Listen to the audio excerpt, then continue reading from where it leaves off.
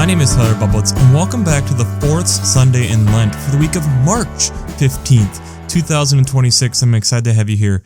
I'm excited to dig in this week's podcast, and I am excited to be back digging into Lent some more this week. And again, we're going to get some, I think, texts that are familiar, especially if you've gone through scripture a lot before. We'll get into some of that this week. But I also think when we look at these texts, it's easy for us to kind of get mundane or have it malaise over our eyes or get to the aspect where things sound super familiar and we don't think about the impact of what's going on. And especially as we're in this season of Lent, I think it is really important for us to be able to stop and really reflect and really contemplate and think about what are we actually talking about? What is the impact of what we're doing here?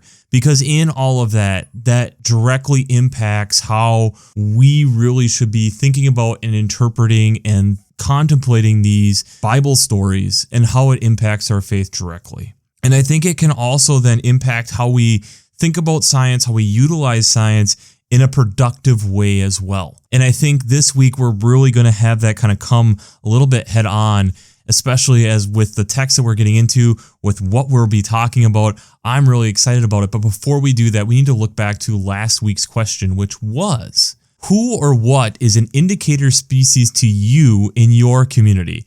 We had a great response this week, and I really enjoyed this one a lot. There's a loyal listener this week who was talking about they heat their house with wood, and their indicator most years is a pileated woodpecker, and utilizing the pileated woodpecker to tell them which trees are dry and ready to be taken down. And I really enjoy that. That's the aspect of understanding that the pileated woodpecker, when they're really going to town on a tree, it's dried out. They're usually going for the bugs that are in the tree. So yes, if the pileated woodpecker's gone to town on that tree, it's going in, it usually will take care of what it's looking for. There's usually plenty of other trees where it's going to find a home. It's not necessarily looking for that.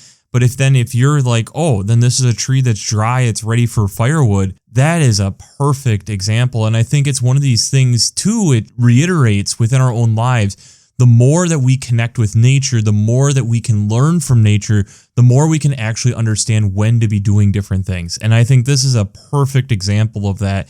And I think within our own lives, we need to be looking for those connections, being able to understand those different things. Sometimes it's the simple things of thinking about things in off seasons. Sometimes it's a simple thing of being able to recognize what is the ecosystem around you actually telling you to be able to utilize to move forward and be able to take that knowledge and move forward in a new direction. And we'll get there this week. I think there's some fun things in which we can kind of take that concept and go a little bit further this week. So let's just jump into the text this week. The first reading then is from 1 Samuel chapter 16, verses 1 to 13. This is a text that I feel like you have to give a little bit of the background of what has gone on. The tribe of Israel, after being told you don't want a king by God, are insistent that they want a king, so they get King Saul. Saul starts strong. Saul starts as a good king, but Saul gets really full of Saul's self and is more dealing with self-ambition. And so while that then all happens, the Lord then comes to Samuel, who is the prophet, and says, I'm seeing what's going on with Israel. It is time to anoint a new king. Samuel's nervous about this. Saul is not dead. Saul is still very much in control and is very much like, I don't want to cause a rift, because Samuel is also one who anointed Saul. And God just told Samuel, trust me, you got to go through with this. So he comes and end up to the house of Jesse and says he's coming peaceably and talks about what God is looking for, that God has said that there's someone here that is going to be anointed. Jesse has the sons go and gather them up and pass in front of him. And time after time after time, after all these strong boys of Jesse, none of them are what the Lord is looking for. And so finally Samuel comes to Jesse, are all your sons here? And he says, yeah, all but the youngest. He's out tending the sheep. Samuel says, Jesse, go get him. They bring him back. We get this description of David, this ruddy and beautiful-eyed young boy at this point still. And this is the one that Samuel then anoints to be able to bring forward. And we know that King David ends up being the best king of the tribe of Israel. The psalm that goes with this is arguably the most familiar psalm that we have, Psalm 23, all 6 verses of it. And we get, "The Lord is my shepherd, I shall not want." These first 4 verses of giving us this shepherd image of taking care of the sheep and really making sure that things are okay and protecting us. And then we get verses 5 and 6, where now we're preparing a table in front of my enemies, and yet there's this outpouring that God has, and recognizing that God's goodness and mercy will follow us all the days of our life as we dwell in the house of the Lord our whole life long, as we continue to strive after and follow after God. The epistle text this week then is out of Ephesians chapter 5, verses 8 to 14. This is a text that's going through and recognizing that we are children of the light, and we're following after that, and recognizing in that, as we follow in the light, that this is something that is pleasing to God, and thus we like to have this solid relationship with God, and thus we recognize and start seeing the fruits that are coming from that. And so it's this striving within us that we continue to be following after God and looking for, where is the light? Where is the one who is going to help us see the light and be able to guide us forward? And thus, in that, we will be able to truly follow after what God is intending for us to do. The gospel text this week is again out of the book of John, chapter 9, verses 1 to 41. We have another very long text this week, but this is where we have this man who is born blind, and the disciples recognize him and ask initially, what has this person done wrong? And especially in the culture of the time, it's looked at that if you had something of this, or a deformity or some ailment, it was the sins of former generations being passed on to this person. And Jesus says it's nothing to do with that. The reason that this is for God's work to be revealed. And so thus he goes to the man, tells and spits and puts mud in his eyes and tells him to go wash. And when he does, he regains his sight. Now, this startles a lot of people around him. They're very confused. And he then gets brought to the Pharisees, and the Pharisees just don't believe it. One, they recognize that Jesus had healed on the Sabbath, on the holy day, which again is against the law of the Torah at the time. So they're already upset with Jesus. They already have high fears, if you want to put it that way, of Jesus to this point. They just keep questioning him and kind of going through, were you really blind? Da, da, da, da, da.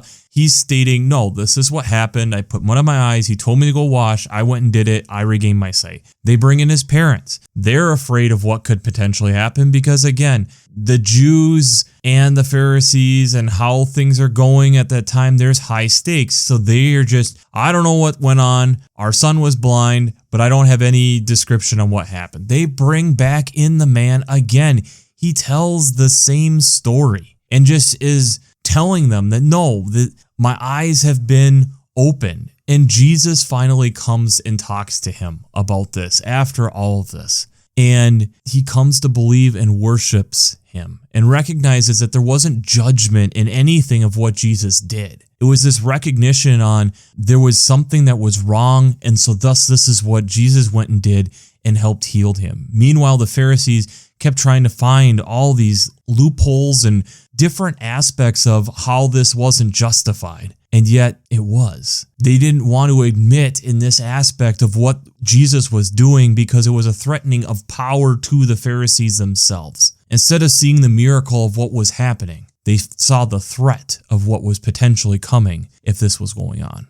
And Jesus responds here in verse 41, if you were blind, you would not have sinned. But now that I say to you, we see your sin remains. This aspect of how he is healed and yet the sin is still there. And that's what Jesus is going to take care of additionally later. But it's also this recognition that now they are able to see the light. They are able to follow after the recognition of who Jesus is. So before we jump into how faith and science come together this week, we do our shameless plug. Working Preacher. If you haven't checked out Working Preacher, I'd highly recommend it being the Sermon Brainwaves podcasts or commentaries or discussions. Since I'm not an ordained minister, I use them on a weekly basis to help give me some ideas, direction, different ways of thinking about and going through the text and going through some really good commentaries. So if you haven't checked out workingpreacher.org. I'd highly recommend it. I'd also highly recommend checking out the Revised Common Lectionary coming from Vanderbilt's Divinity Library. I really enjoy how they lay out the text week to week, but also having liturgical art, prayers, hymns, even daily readings to be getting into the text week after week and just helping guide you on that road to prepare for Sundays, whether you're in front of the pews or in the pews yourself. This recognition of being able to go through a little bit of art history, being able to look at some of these different texts, I find extremely helpful, and I think you would too. So I'd highly recommend checking out the Revised Common Lectionary coming from Vanderbilt's Divinity Library. Finally, I'd also highly recommend checking out the Green Blades Preaching Roundtable and the Green Blades Rising publication. This is either a weekly reflection or a monthly newsletter going through ecological echoes, implications, and urgencies that are brought up in the weekly lectionaries, much like here, along with some different ecological notes and things of that nature. If you enjoy listening to this podcast for a half an hour each week, I have a feeling you're really going to enjoy a lot of these resources over there. So I highly recommend checking out the Green Blades Preaching Roundtable and the Green Blades Rising publication. That'll be the first link down in the show notes in the references section. The story of the healing of the man gone blind. We have multiple different cases of Jesus doing these types of healing, and I would argue in certain ways this is one of the more familiar ones that we have, where Jesus spits on the mud and puts it on his eyes and tells him to go and wash, and thus then he is healed. And it seems like a nice cellophane wrapped package that is so familiar to us that it's just, here it is, take it. Jesus healed people, he healed the blind as well. And yet, when we do that, I think it's really easy for us to overlook what is actually going on. In this case, this man has been blind his whole life, and of course, he rejoices and is glad and wants to tell everybody when he's suddenly able to see for the first time. And I think, especially as people who can see, which I'm assuming probably many of us who are listening to us can, it's easy for us to overlook that. It's easy for us to be accustomed to that. And I think one of the things that we can then discuss is macular degeneration, which is where over specifically age is one of the big causes, that the photoreceptor cells within the eye for some people start to deteriorate to the point where in the middle of your vision, there is this like black spot that slowly grows, and thus you are losing your sight. And it's been something for as long as we've had humans, I guess, that we have not been able to find any type of cure to. It's that you are going blind until potentially now. This has been something that's been very recent, and their early insights here is actually quite promising. And that's where we're talking about Prisma. It's a visual prognosis tool that they've been doing. So before we get to that, we have to recognize and kind of break down a few things within the eye. But what we're finding, specifically in macular degeneration, it's not that the whole process of being able to see breaks. It's specifically the photoreceptor cells before it goes into the optic nerve, which then goes into the brain to be able to help interpret and understand the image of what's being seen. The photoreceptor cells are the light cells. They're bringing in the light and being able to process it to be able to get it so that we are able to see an image. And that they're finding that those cells is what is causing the macular degeneration. They're breaking down, they're falling apart, they are no longer working. All the stuff behind it that goes to the brain for processing is all still fine. So what if we were able to figure out a way to bypass it? That is what Prisma has in early tests done. They've had 38 people do this. They put in a microchip about the size of like a SIM card, about half the size of a human hair, and stuck it behind the retina before it gets to this optic nerve, so that what they're doing is that you have this microchip in your eye.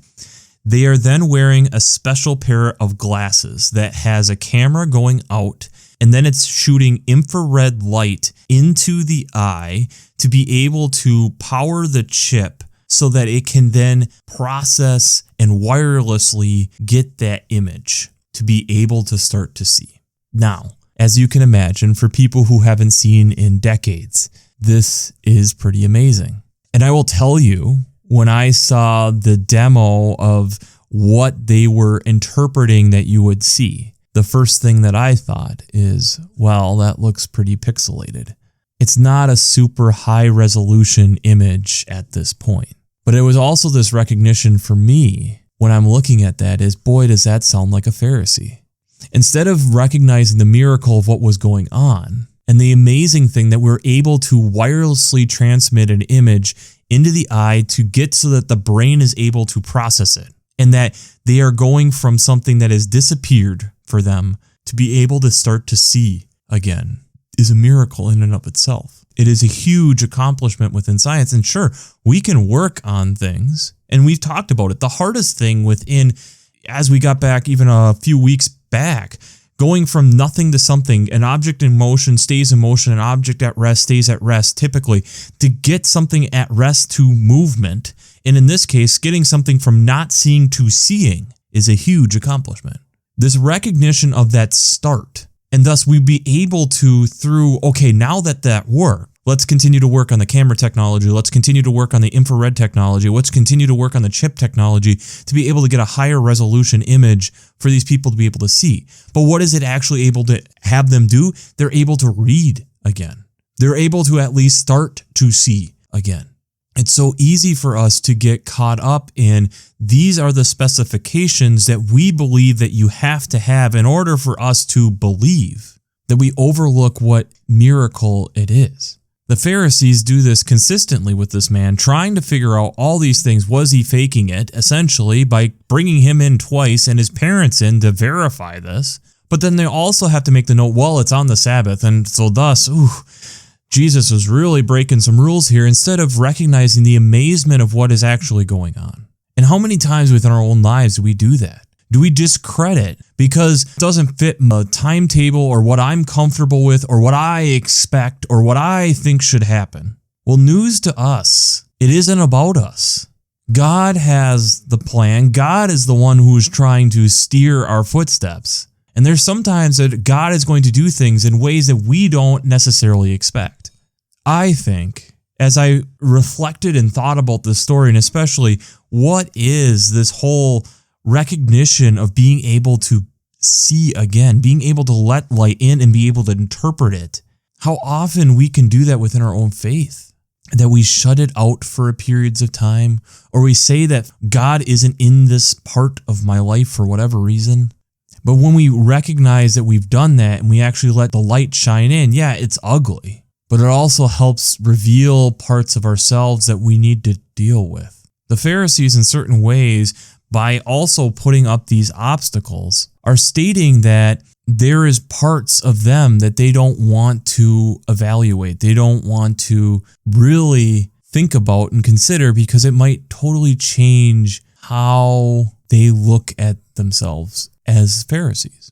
Even let's go back to the 1 Samuel story here. Jesse assumes it's everybody but the youngest. Look at these strapping young sons that I have. It can't be David. He's just the shepherd. He's just the youngest. He's not going to probably inherit anything. He's a side note in the story of my family's history. And God says, no, that's not what I'm about. These things that you see as insignificant are super significant. The ability to recognize that the photoreceptive cells are deteriorating and that the whole process of being able to interpret an image and being able to utilize our brain to be able to process that image is still there. Just these photoreceptive cells not being able to process the image before the optic nerve, and that we can bypass that is huge. It's absolutely game-changing. And think about the amount of people that we have the potential of being able to help because of this breakthrough. And again, like we stated earlier, the amount of work that we can put into to be able to get that image clear, to be able to get more pixels, to be able to get it so that it is even better and better and better. It's stuff that is sci-fi 20 years ago that is reality now. I think in the world in which we're in, and myself included, there's times where we're able to be cynical quickly. We're able to cast doubt quickly. But there's also this aspect that I think we need to be able to be open to hearing what God has to say, even though if it seems weird, and really hearing the story. and acknowledging the aspect that can be a solution. And we've talked about this part of things too before, that science doesn't prove things. It takes a lot of time to actually technically prove something. It supports things. There's always this amount of doubt that we leave in science, that there's things that are just happening that are beyond our understanding, because we have to acknowledge that we don't know it all, that there can be just things that are outside of our understanding. And in faith, it should be similar. And the Pharisees are coming in hard-nosed, hard-lined. It has to be this way. And if you're doing it outside these rules, you're doing it wrong. But the issue with that is that's not letting the light in. That's not allowing the light to be shown out. That's not allowing us to take care of others around us. We're looking more for the rules that you're breaking instead of the love that we should be showing.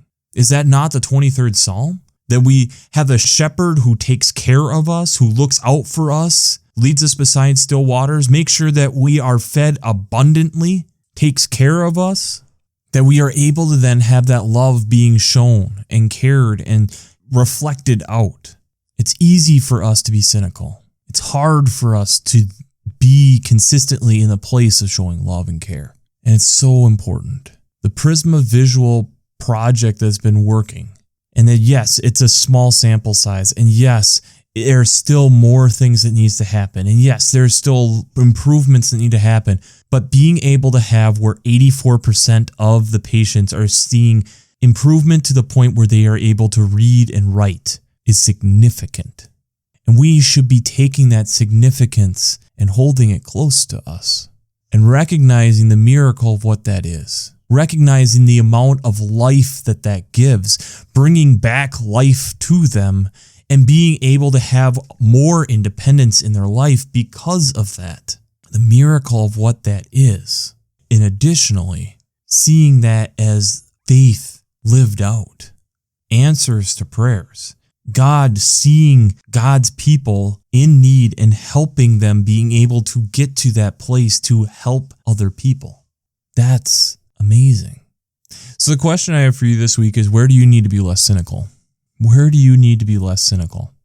Because I know for myself, it's easier to be cynical. And I think there's times that I need to give more grace. I need to give more love. I need to show and reflect more love. And then to be honest, it's been something that I've been specifically working on the last couple of years for me.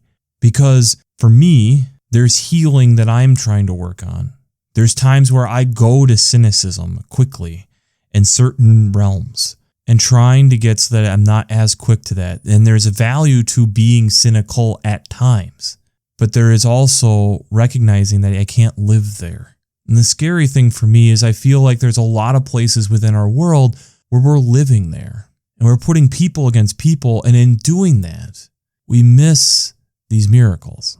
We miss where God is actually doing things. We miss the love of what God is trying to show us because we'd rather point the finger. We'd rather say that this is the hard line that they just can't cross, otherwise I can't believe it. There's rules here, folks, and you just didn't follow all of them, so I can't believe it.